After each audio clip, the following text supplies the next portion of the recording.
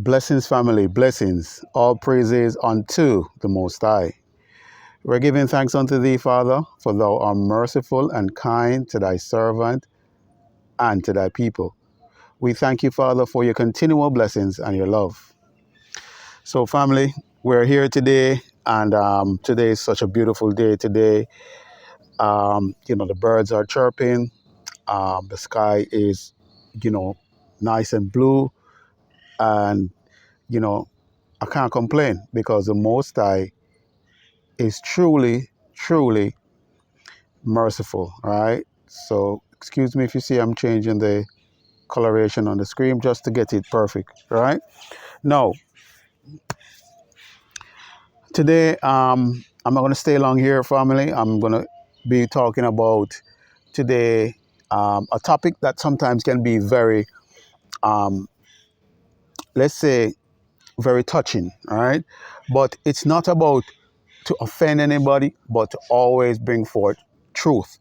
And as long as we can use the scripture to do so, then it's unrefutable, all right? Because the Most High words, are, undoubtedly, 100%, let's say 2000% correct, right? Always on point and never yet, misleading or telling anybody a lie, right? Now, with that said, the reason that we're going to speak about today, it's going to be about the Sabbath versus Sunday, right? The Sabbath versus the Sunday. Reason being is that has been a touchy topic, and, you know, understandably so, because there hasn't been enough information for some people, because, we have basically been just, you know, brought up into doing something that we see our parents doing, or grandmother doing, or uncle or aunt. So normally if we see anybody just doing something, we're thinking it's okay, especially if it's somebody that we love, it's parents, family, you know, and it's something that everybody else, your friends, so on and so forth is doing. You're going to think that it's okay.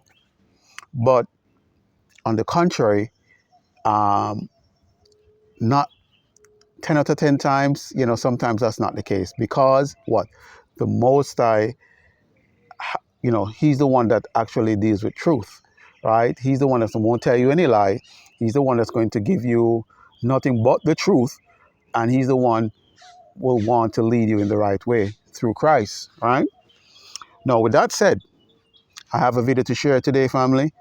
And, it's a big, it's a bit, extensive. So I might have to do, probably a one, or, a part one, part two, part three video just for you to get the gist. Or, I can just leave my information where you can go over to the YouTube page, and you can go and watch the entirety, of it, right? And if you do, you can just leave a comment, and if you want to watch the full entirety, and I'll, you know, give you the link through the comment sections, and then you can go there and you can check the full video out, all right? Now, with that said, I won't waste no more time. Let's get into it.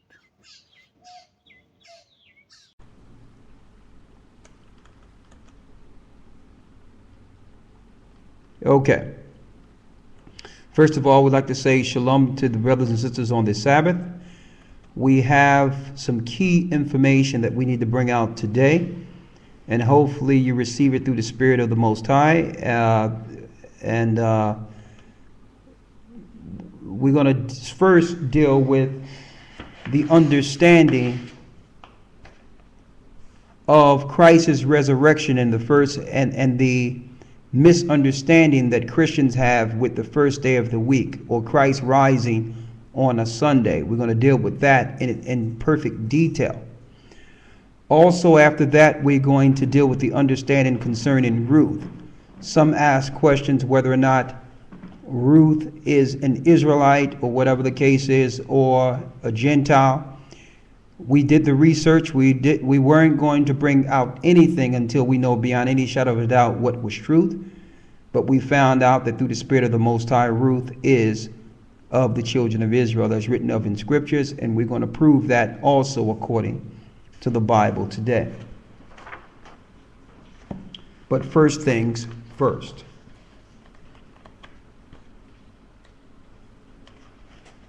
Where's the paper I wrote on? Oh, yeah, it's right here. All right. As you all know, we brought out a lesson not too long ago that's showing that the Sabbath, the weekly Sabbaths, are right on point. That means Friday sundown to Saturday sundown, which they call so-called Friday to so-called Saturday, have always been the seventh day of the week since the beginning, before the Romans named those days Friday or Saturday after their gods. Okay? It's always been this, and what we did a complete lesson. You can go online to see how the complete cycle through 364 days, you get 7 into those 364 days 52 times. So there's a Sabbath, 52 Sabbaths per year.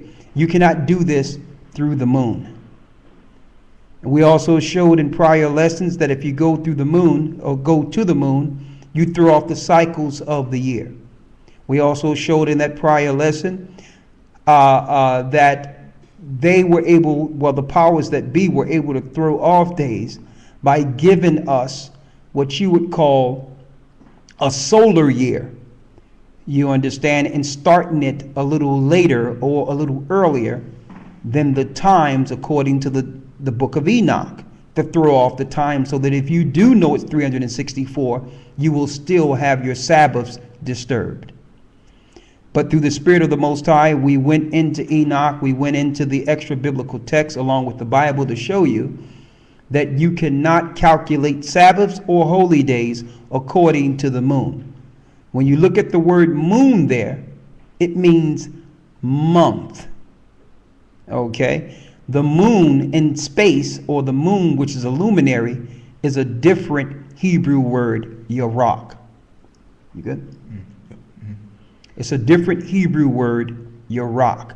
So the moon in the sky means yarak. Okay? The moon that you see when it comes to holy days in Scripture means month.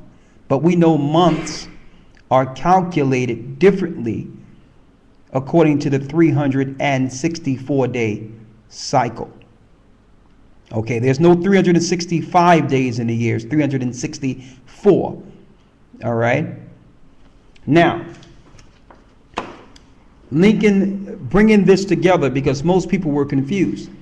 Well, if the Passover, they was asking, was on a Sabbath, which we know it is, then how is it that 3 days later, when they went to the sepulchre, it said the first day of the week after Christ was crucified? Wouldn't that mean that the next day after Christ was crucified on a Sabbath, that the first day of the week was the next day? Therefore, where's the 3 days and 3 nights according to the resurrection? We're going to show you and clear up this confusion. A matter of fact, they purposely put that confusion in for a specific purpose so that you wouldn't know or you wouldn't observe the Sabbaths properly or the holy days properly. We are not to count according to the moon. That's what the Gentiles do. That's how we fell in old time. We are to count our Sabbaths every week, Sabbath to Sabbath. All right. Now, to give you all a recap, on the 14th day, according to Leviticus, which is the second week of the first month, it's a Sabbath, which is the Lord's Passover, to show us that the Passover falls on Friday sundown every year. Why? Because it's on a weekly Sabbath every year. The Feast of Unleavened Bread always fall a day after it, which is sundown Saturday, or sundown after the Sabbath, the same as Leviticus 23 mentions. Now,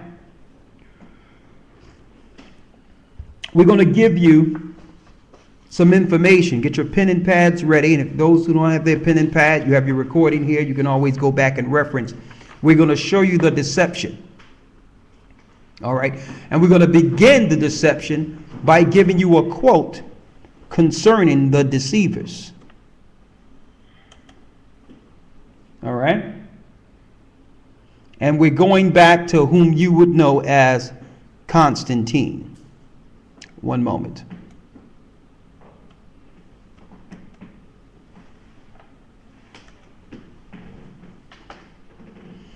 Now, you can always find this online yourself. It's a background of history concerning Sunday worship. Okay? For those who wish to receive this link, just reach out to us. Matter of fact, we'll put the link on our webpage so you'll have it, so we don't have to go through a bunch of emails strictly for requesting this particular document. But this is just a historical document giving us information on why the Christian church today predominantly deals with Sunday worship. I need you to read in the second paragraph here. And this information is put up under Nazarene of Mount Carmel. And this particular website that I went to on this one strictly deal with history and quotes of historians. So it's nothing that you understand. It's nothing that's not credible concerning those quotes that came from the adversaries, the people, the Romans, who tricked the world into following their holy day and their gods. This is their quotes. Let's first start with in 727 CE. The Roman Emperor Aurelian begins the new sun cult. I need you to read in 274. In 274 CE, this is the Romans. The Roman Emperor Aurelian begins new sun cult. In 274, Aurelian created a new cult of the invincible sun, worshipped in a splendid temple, served by pontiffs, who were raised to the level of ancient pontiffs of Rome. Now, these are the same pontiffs that are under the Roman Catholic Church today. As you can see, they have absolutely nothing to do with Christ and the disciples. These pontiffs were established as high priests under the Roman sun cult. Read.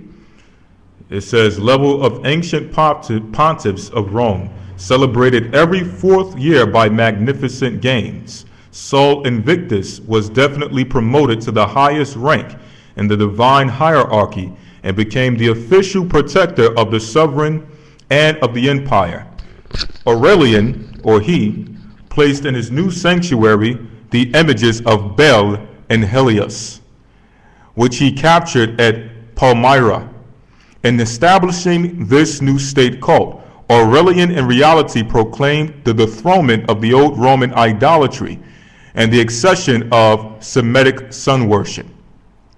This side-rail theology, founded on ancient beliefs of Chaldean astrologers, transformed in the Hellenistic age under the twofold influence of astronomical discoveries and Stoic thought, was promoted after becoming a pantheistic sun worship to the rank of official religion of the Roman Empire. Now, the sources that they drew from for this particular quote, quote, is Franz Cumont, Astrology and Religion Among the Greeks and the Romans. Again, this source came from Franz Cumont in the book called Astrology and Religion Among the Greeks and Romans. Here's the initial institution of sun worship from ancient Rome. Now, if you wonder why our people worship on Sunday today, we were conquered by the Jesuits or Romans who came over to the Americas and enslaved our people. So by default, we were tricked into believing that we were worshiping our God and our Christ when we were really worshiping the spirit of Antichrist given to us by the Roman Empire. The next it says, first Sunday law enacted by Emperor Constantine. Now, this is 3 centuries, almost 3 centuries after Christ. First Sunday law enacted by Emperor Constantine, March 321 AD. The emperor is the true legislator of Sunday worship, not a man as some purpose. Okay? So, I need you to read this from 321, and this particular source came from Codex Justinius, Trans of Philip Schaff, History of the Christian Church, Volume 3. Okay? Now, here's quotes in Christian literature which allow us, or will allow you to figure out the purpose of Sunday worship is actually the world religion and bringing in people or voluntarily deceiving Christians into following the spirit of Antichrist established by the Romans. Now, some people say, well, what about the Muslims? Well, the Catholic Church established that too. It's the same universal church in Arabic. An Antichrist. So they'll uphold Muhammad opposed to Christ. The same way the Catholic Church will uphold the Pope. As who? As they call the Pontiff's father. Total blaspheming against the Most High God.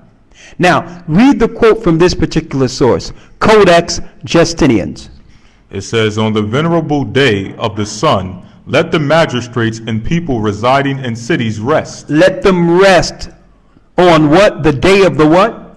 Day of the sun. So here's Constantine instituting a law that people will rest on Sunday, opposed to the Sabbath of rest commanded in the Bible. Opposed to the Sabbath Christ was following in the Bible.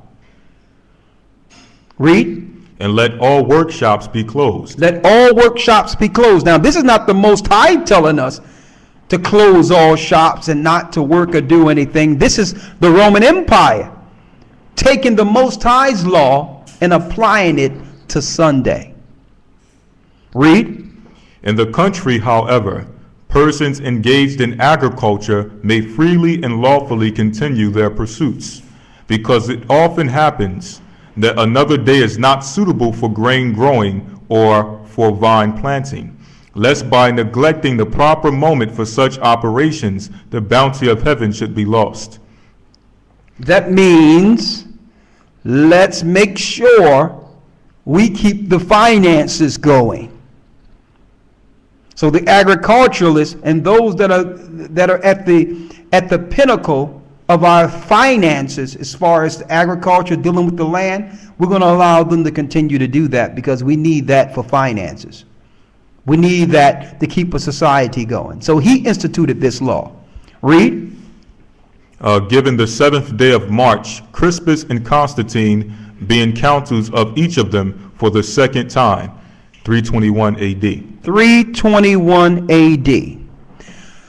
Here's the transition from paganism to Christianity. Read.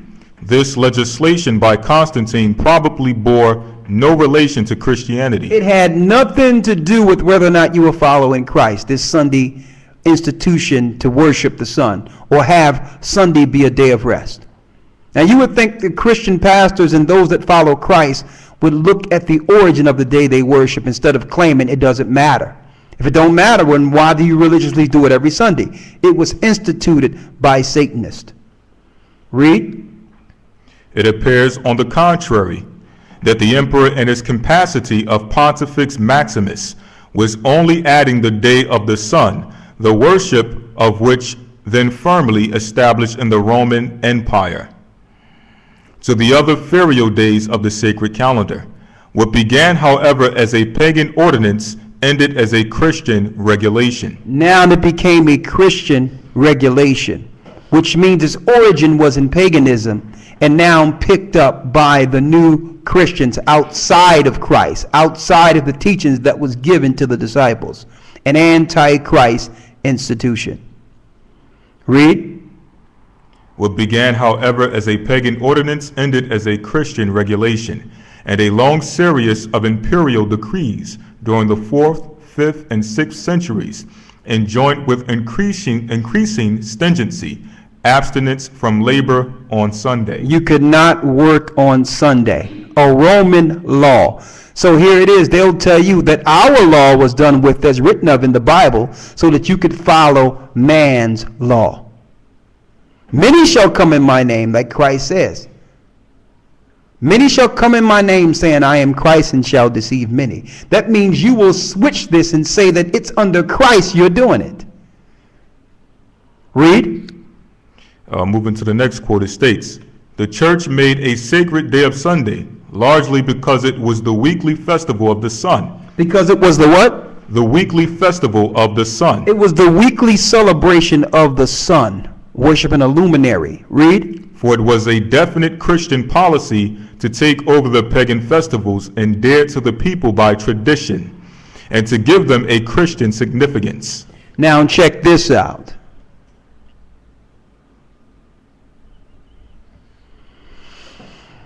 Listen to this clearly. Can 16, read.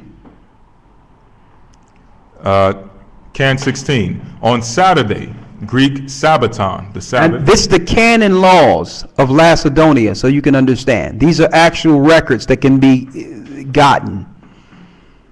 Read.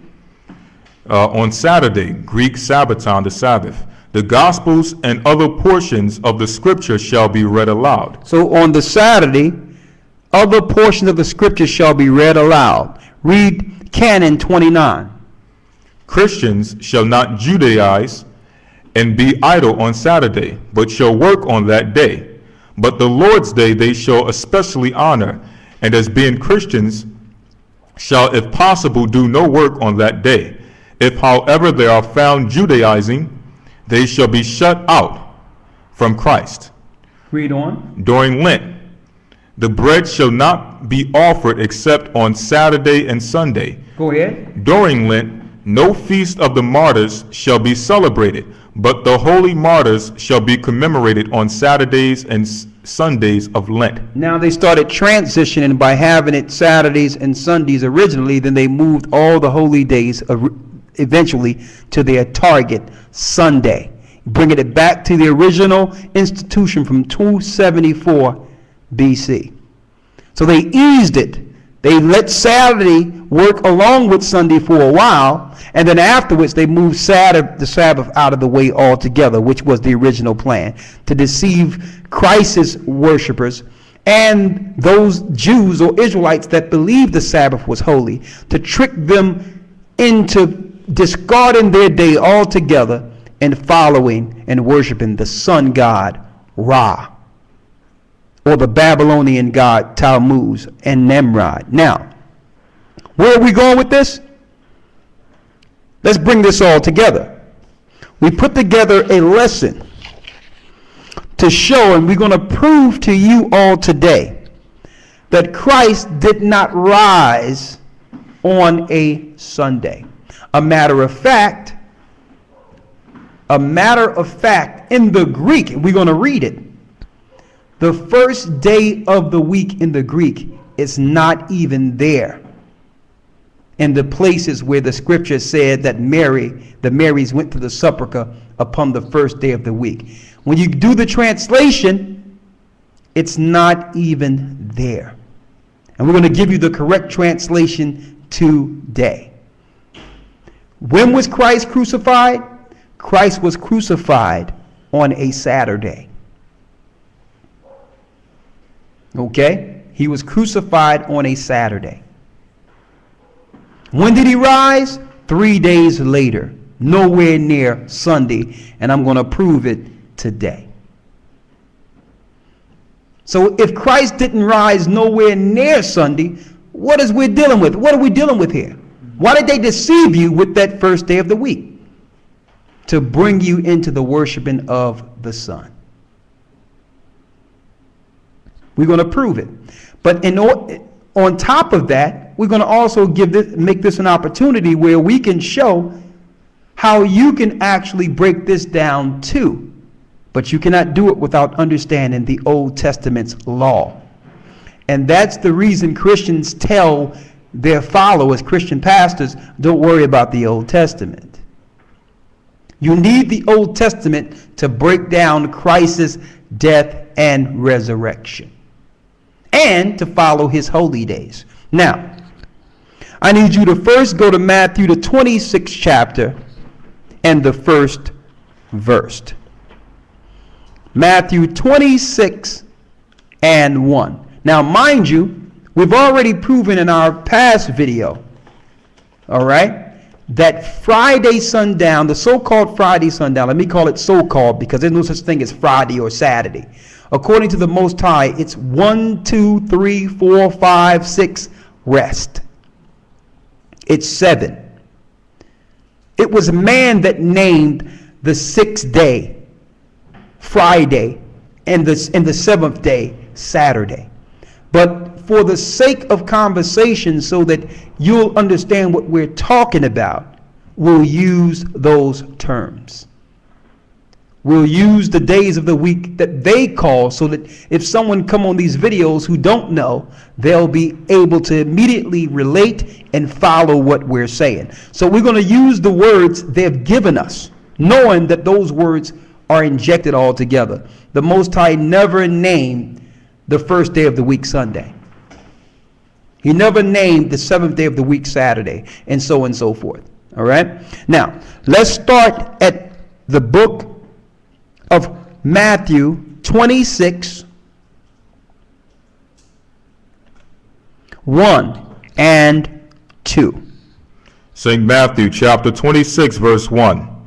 And it came to pass when Yeshua had finished all these sayings, he said unto his disciples, Ye know that after 2 days is the feast of the Passover, and the Son of Man is betrayed to be crucified. Now, we're going to give you a time stamp to understand when this particular quote happened during the time of the week. What day of the week, if we were looking at it from our understanding, what day of the week did Christ make this statement? In order to understand this, let's go way back to the Old Testament, like I said I was going to do earlier, to Leviticus 23.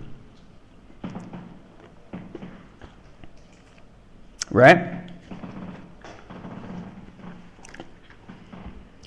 And let's go straight to the 7th day, when it tells us about the Sabbath.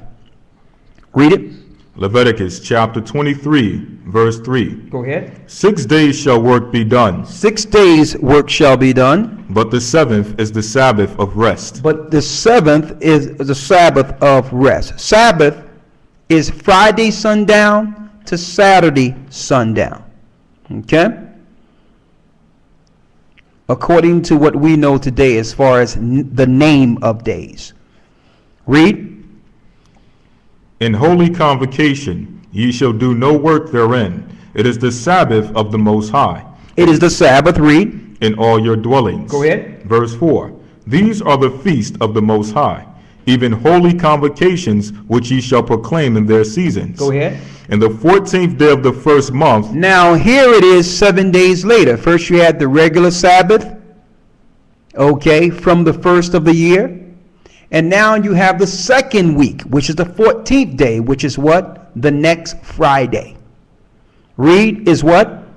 In the 14th day of the first month at evening is the Most High's Passover. Is the Most High's Passover. So if we know that fell on a Friday night sundown, then what day did Christ make this quote in Matthew 26? Let's go back to Matthew 26. St. Matthew chapter 26, verse 1. Go ahead. And it came to pass when Yeshua had finished all these sayings, he said unto his disciples, Ye know that after 2 days is the feast of the Passover. You know that in 2 days is the feast of the Passover. So what day Christ was speaking here? 2 days before Friday. He's speaking on a Wednesday. See that? Read. And the Son of Man is betrayed to be crucified.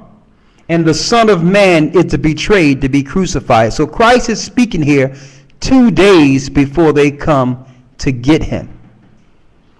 Before he's betrayed by Judas, excuse me. Right? Now, let's get this betrayal. In the same chapter, let's go down to the 14th and 15th verse. Read. St. Matthew chapter 26, verse 14. Then one of the 12, called Judas Iscariot, went unto the chief priests and said unto them, What will you give me, and I will deliver him unto you? And they covenanted with him for 30 pieces of silver. And from that time he sought opportunity to betray him. And the first day of the feast, or now the first day of the feast of unleavened bread, the disciples came to Yeshua, saying unto him, Where wilt thou that we prepare for thee to eat the Passover? You see that now they're preparing for the Passover 2 days later. This is Friday day. So the same day the disciples is asking Christ, well, where are we going to keep the Passover? Where are we going to get the Passover? Was the same day that Judas went to the Pharisees and scribes in an attempt to hand Christ over to them. This is Friday during the day, 2 days later. How do we know this? The second verse tells us, you know that after 2 days is the Passover, and the Son of Man is to be betrayed. See that? So now we're Friday. Now, think about this. If we're now on Friday night, and Christ haven't even been crucified yet, how is it that after he was crucified the day later, then 3 days later he rose, would be Sunday? Impossible. This is nowhere near Sunday when Christ rise. And they knew this. Stick with me. I have more. Finish reading what you have in Matthew. St. Matthew chapter 26, verse 18. And he said, Go into the city to such a man, and say unto him, The Master saith, My time is at hand. I will keep the Passover at thy house with my disciples. I will keep the Passover at my house with my disciples. So he's saying tonight we will keep the Passover. Read. Verse 19. And the disciples did as Yeshua had appointed them, and they made ready the Passover. And they made ready the Passover. Let's go to Mark 14 and 1. St. Mark.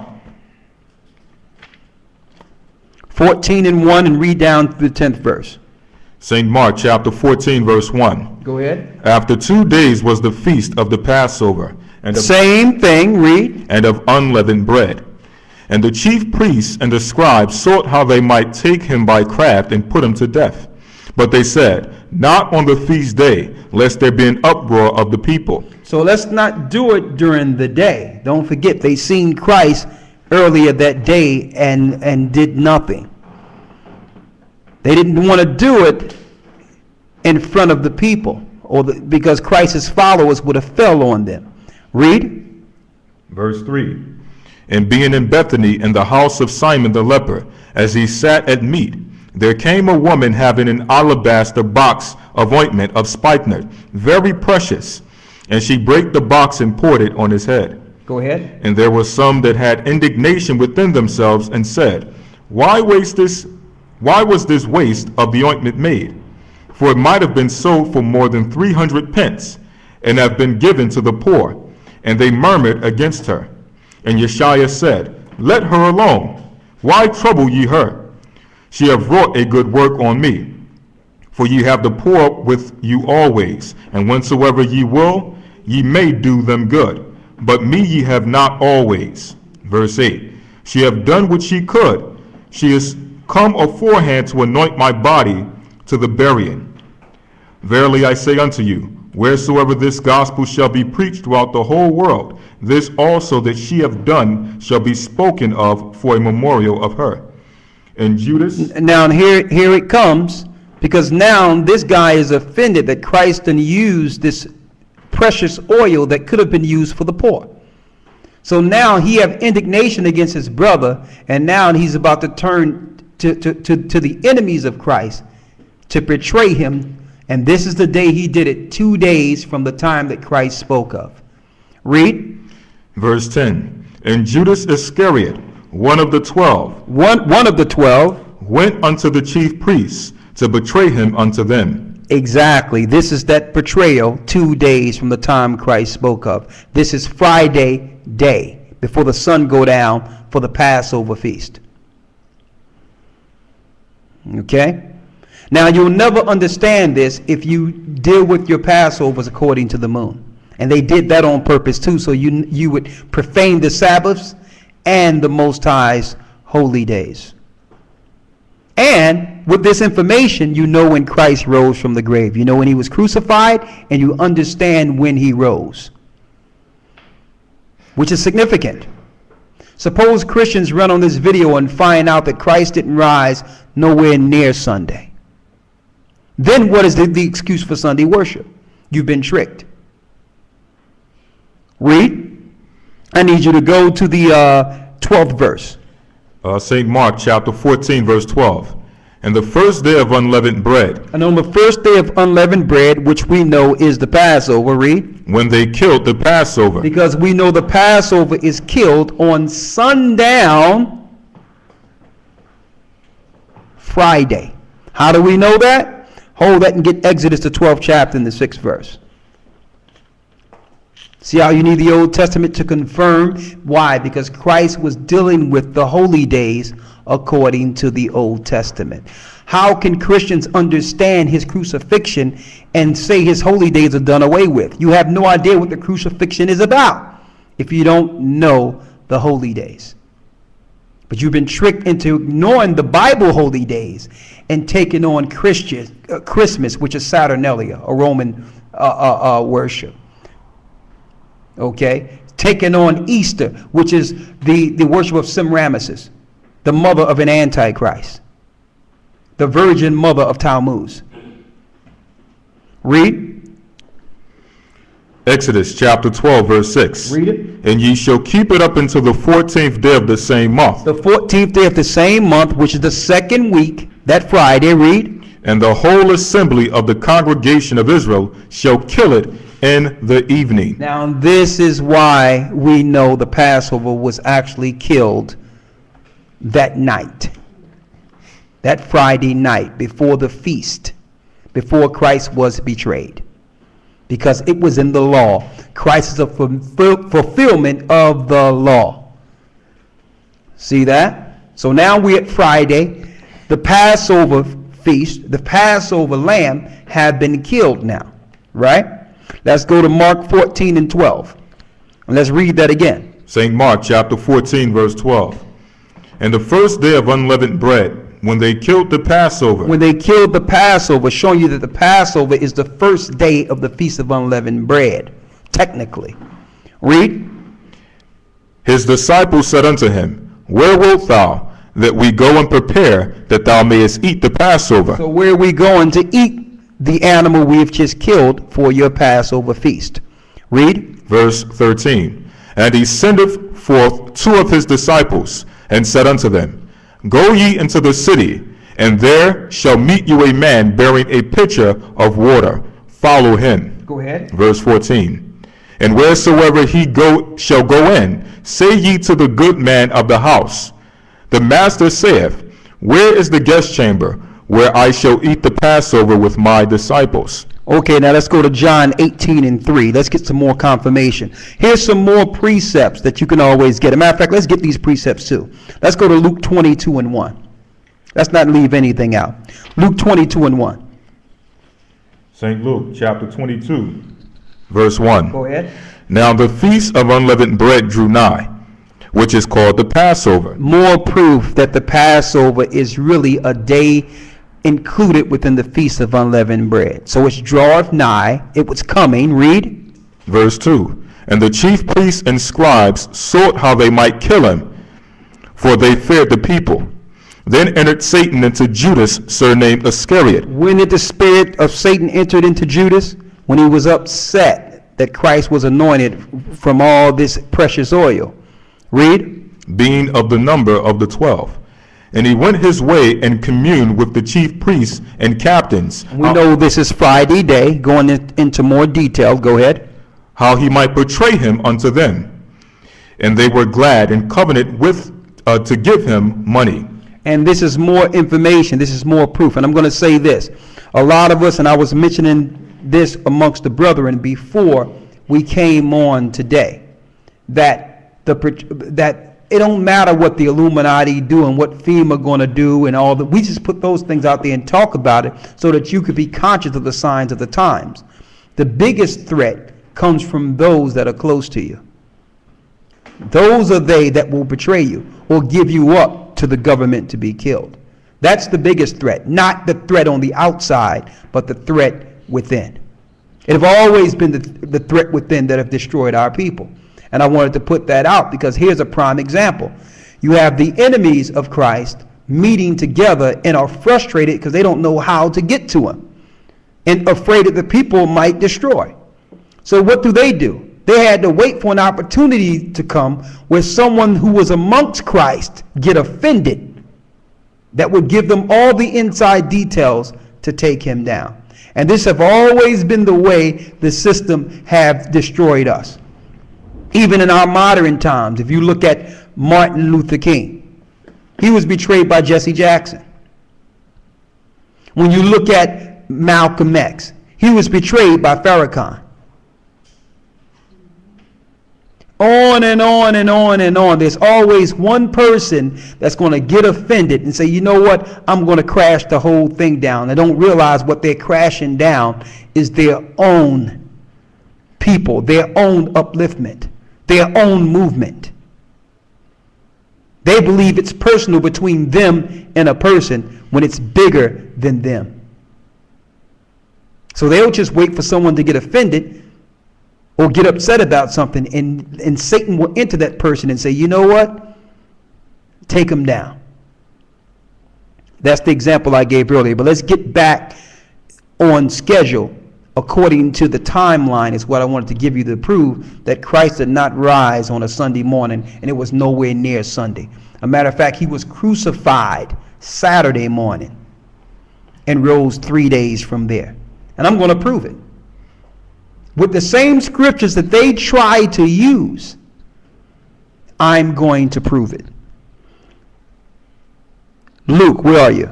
St. Luke chapter 22, verse 6. Go ahead. And he promised and sought opportunity to betray him unto them in the absence of the multitude.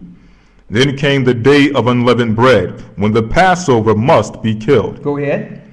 And he sent Peter and John, saying, Go and prepare us the Passover, that we may eat. And they said unto him, Where wilt thou that we prepare? Verse 10. And he said unto them, Behold, when ye are entered into the city, there shall a man meet you, bearing a pitcher of water. Follow him into the house where he entereth in. And ye shall say unto the good man of the house, The master saith unto thee, Where is the guest chamber where I shall eat the Passover with my disciples? And ye shall show you a large upper room furnished, there make ready. Go ahead. And they went and found as he had said unto them, and they made ready the Passover. And they made ready the Passover. They found the room in which they would have the Passover. And for those who are fairly new who don't know understand what the Passover is, in ancient times, before Israel became a nation, before our people came out of Egypt, the Most High told the Pharaoh to let our people go and refused. The Most High, one of the greatest plagues in in ancient history, was the plague that the Most High sent, which was a death angel through Egypt to kill the firstborn. Those of our people and those that believe that the Most High sent Moses put blood on the door. And when the death angel came through, and the death angel was Christ, when the Spirit came through, all those that had the blood on the door was protected from death. And that Spirit smit Pharaoh's son and killed all the Egyptians' firstborn. And there was a mourning through all of Egypt that was heard outside of Egypt from all the firstborn. Now, that's the true Christ and the true Most High that the Christians don't want you to know about. Okay? Who smit children, because those children was going to grow to oppress God's people. All right? So the Most High made that a memorial to be commemorated throughout all of our generations, to remember that time that those who believed had that blood to protect them. Now that sacrifice and blood is Christ. And when the death angel comes through this earth to destroy, again, those that have Christ's blood will be protected, to understand the Passover appropriately. Getting back on schedule. Let's go to John 13:1.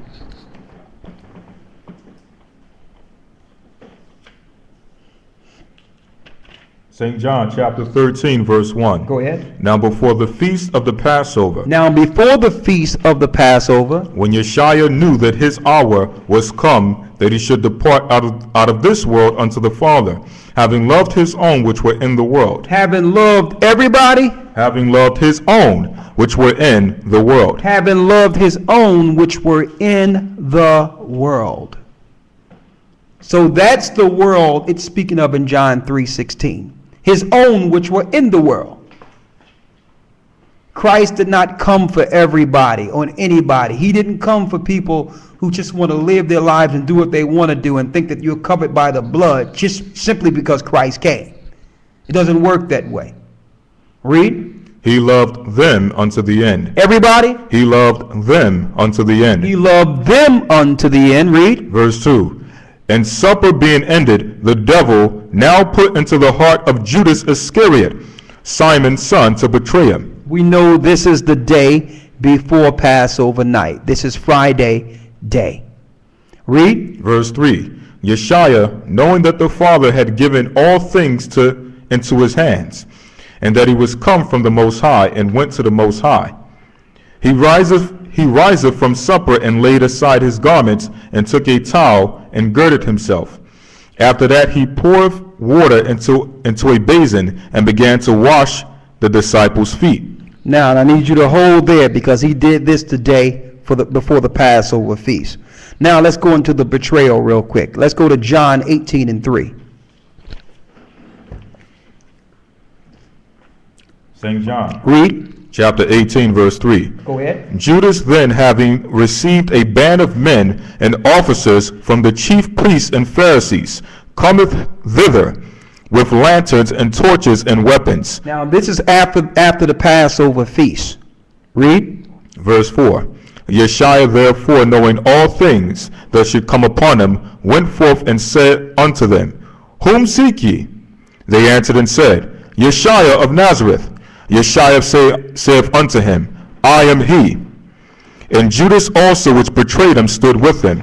Go ahead. As soon then as he had said unto them, I am he, they went backward and fell to the ground. Then asked he them again, Whom seek ye? And they said, Yeshua of Nazareth. Yeshua answered, I have told you that I am he. If therefore ye seek me, let these go their way, that the saying might be fulfilled which he spake of them which thou gavest me, me have I lost none. Then Simon Peter, having a sword, drew it, and smote the high priest's servant, and cut off his right ear. The servant's name was Malchus. Then said Yeshua unto Peter, Put thy sword into the sheath. The cup which my Father hath given me, shall I not drink it? Then the band and the captain and the officers of the Jews took Yeshua and bound him, and led him away to Annas first, for he was father-in-law to Caiaphas. So now we're showing you right after the Passover feast, Judas bring guards to capture Christ. This is Friday night in the evening after their feast. See that? Now, we know that Christ was crucified the next day. He told Peter, you will betray me 3 times. You will deny me, not betray me, excuse me. You will deny me 3 times before the cock crow, which means before the morning comes. So we know the next day would have to have been the end of the Sabbath or Saturday morning. After the betrayal, after the denial, Christ was crucified that day. Let's go there. Let's go to Matthew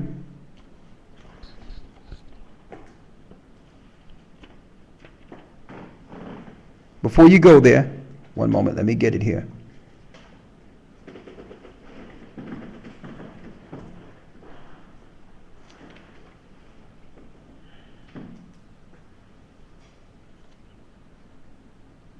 Matthew 14 and 72.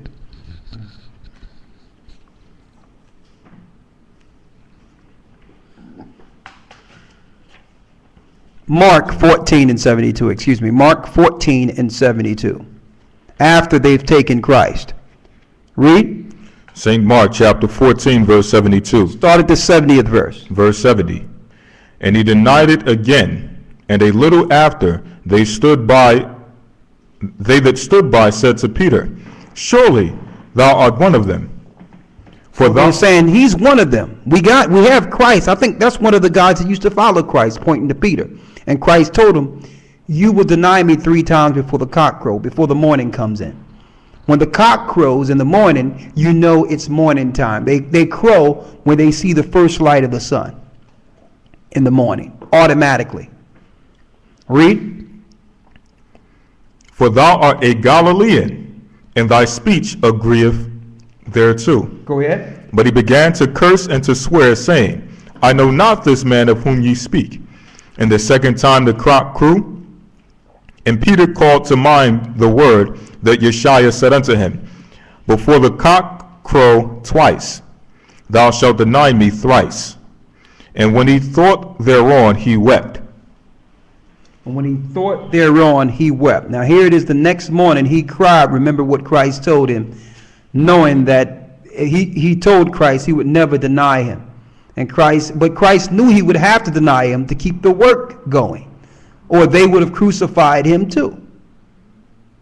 He had to continue. You understand? So now, it's the next morning, Saturday morning, the cock done crowed. They have Christ.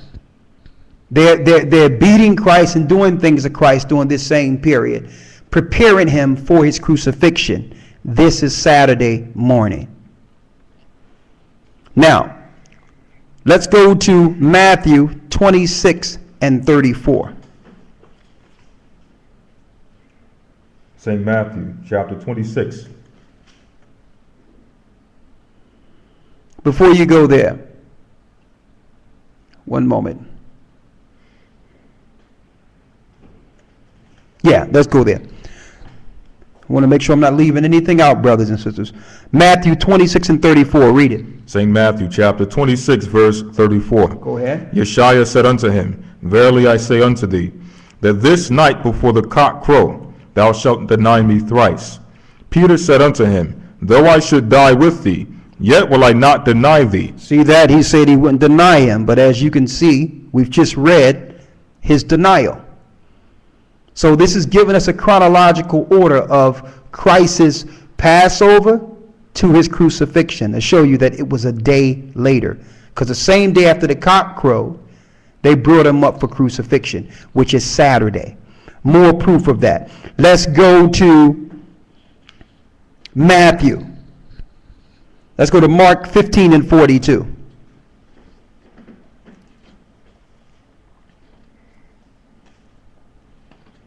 Mark 15 and 42. Read it. St. Mark chapter 15, verse 42.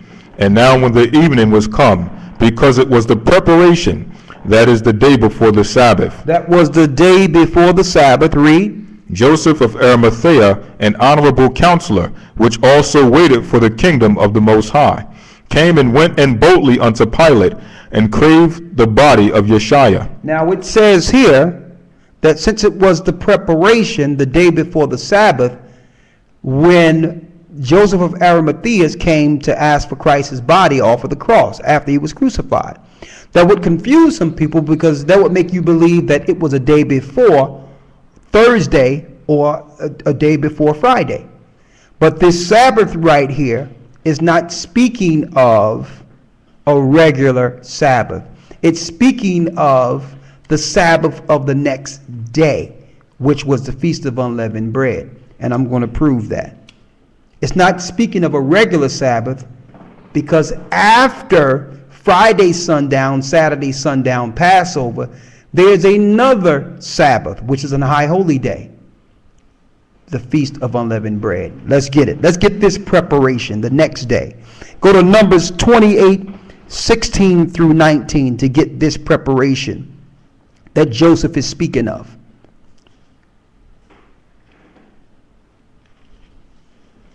Numbers 28, 16 through 19. Read it. Numbers chapter 28, verse 16. And in the 14th day of the first month is the Passover of the Most High. That's the Passover, which we know as a Sabbath. Read. And in the 15th day of this month is the feast. 7 days shall unleavened bread be eaten. Go ahead. And the first day shall be in holy convocation. Ye shall do no manner of servile work therein. But you shall offer a sacrifice made by fire for a burnt offering unto the Most High. And let's see what that sacrifice is. Read. 2 young bullocks and 1 ram. 2 young bullocks and 1 lamb. They had to prepare 2 young bullocks and 1 ram for the next holy day, which is a Sabbath. That is the preparation it's speaking of, not for a regular Sabbath. They had to prepare for that. So Joseph went to the emperor and asked for Christ's body before they prepare for the Feast of Unleavened Bread 1 day after the Passover. See that? Because when the sun go down on the Saturday after they bring Christ's body down off the cross, they needed to do a new sacrifice for the Feast of Unleavened Bread 1 day after they do the Passover. So that preparation is not speaking of a weekly Sabbath, but a high holy day. Let's go there. Mark 15 and 42. Read it again.